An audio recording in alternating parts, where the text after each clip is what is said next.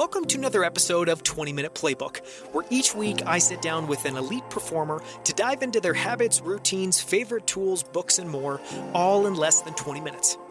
Today I'm joined by Rachel Sanders, co-founder and CEO of next-gen vitamin company Rootine.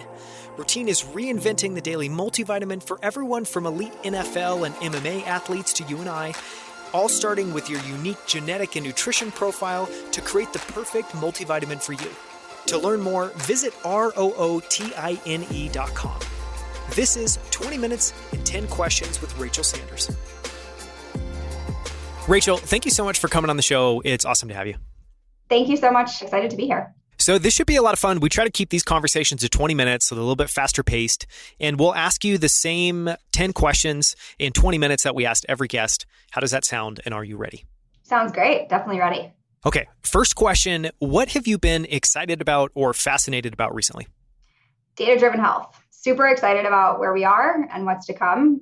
Excited to be building in the space, but also love seeing all the founders and new companies that are coming out, and recently started angel investing and have been investing in some of them as well. Do you have any favorite products that either you use or that you're working with at Rootine? Well, I love Rootine. That's one favorite. And I've been enjoying Levels, and I am hampering to get a 8-sleep mattress, but haven't done that yet given the price, but I will. It's coming. Yes. So I'm really excited to hear your answer around this. The question is, what are your superpowers and how do you harness those strengths? Yeah, definitely. So efficiency is my number 1, 2, and 3, I would say. And then I'm also fantastic at distilling down information and understanding what that means for the business and how to get it done. So really around kind of prioritization is another one. On the flip side, what do you struggle with, or what have you struggled with over time, and how have you improved or worked around those things? One of the things that I'm working on right now is being less of a bottleneck for the company. We've grown, basically doubled our team size in the last 6 months, and there's a lot of processes that didn't exist before and a lot of things that I owned or was needing to approve. And so working through making sure that I'm taking myself out of certain processes that I don't need to be a part of anymore, and really making it easier for my team to be efficient and get the work that they need to get done. Are you using any playbook there? I've read a handful of different books that kind of offer different playbooks. Are you working from any playbook, or are you just kind of feeling it out and doing what makes sense? Yeah, I'm an On Deck Fellow now, and they send everyone the book, The Great CEO Within, which is a fantastic book that has, I'm not necessarily working from it as a playbook, but it definitely gives a basis for thinking through how to kind of work through those issues.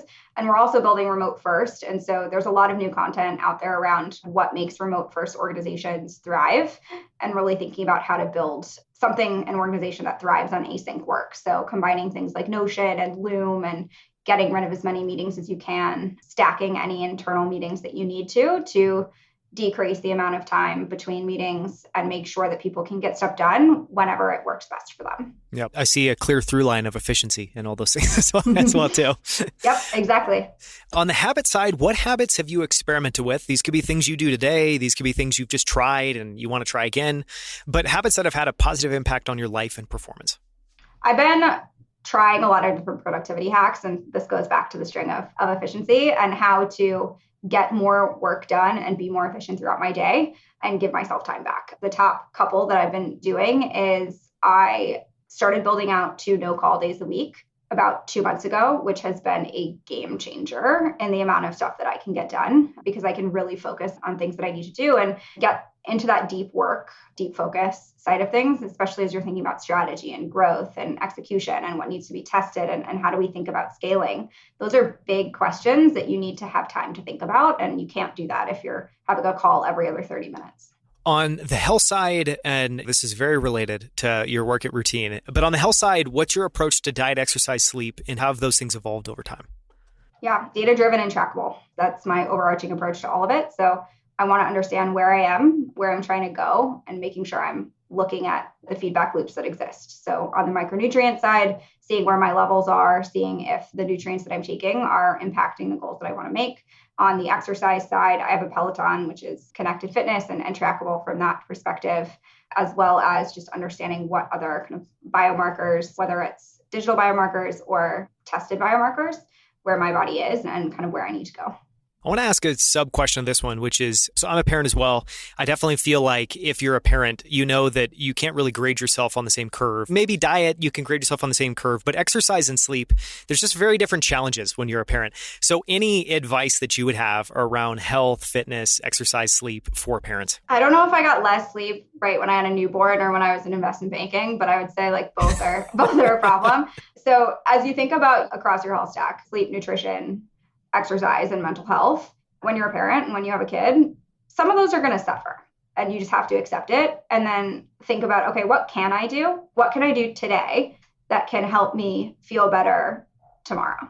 And if the answer is sleep, great. If the answer is like, I'm not going to get any sleep for the next 6 weeks, then okay, can you move? Can you take a walk? Can you exercise? Can you try to eat a healthier meal? Or can you order a salad for takeout instead of ordering a hamburger? And just make those diligent choices as much as you can. But yeah, I mean, as a parent, it's hard. You're not going to be perfect and you can't necessarily live to those standards, but you can make healthier choices and things get easier over time. And then you have another kid. And then you start it all over again.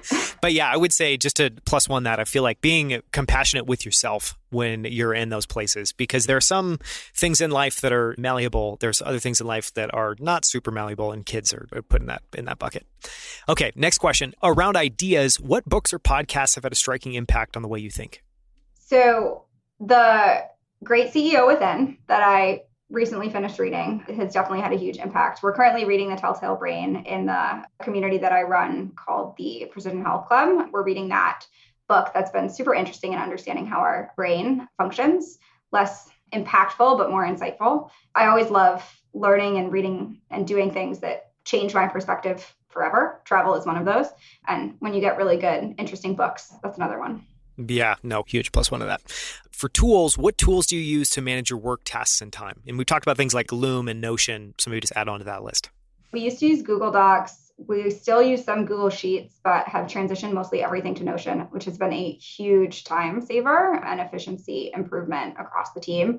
What else? I'm a superhuman user. It's amazing. My inbox zero is not always where I want it to be, but being able to triage is super important. And I'm trying to think. Yeah, I mean, those are the main tools that we use. As we scale, there's a number of other tools that are out there, but you also don't want to get too complicated.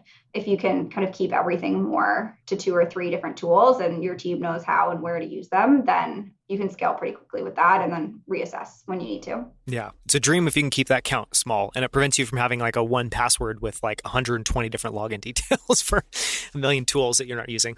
We ask every guest the same 3 closing questions. And the first one is around success. And the question is, what is your definition of success? And you can take this any direction that you want, but I think it really is just as you think about your life, you think about your work, what is that bar for being successful?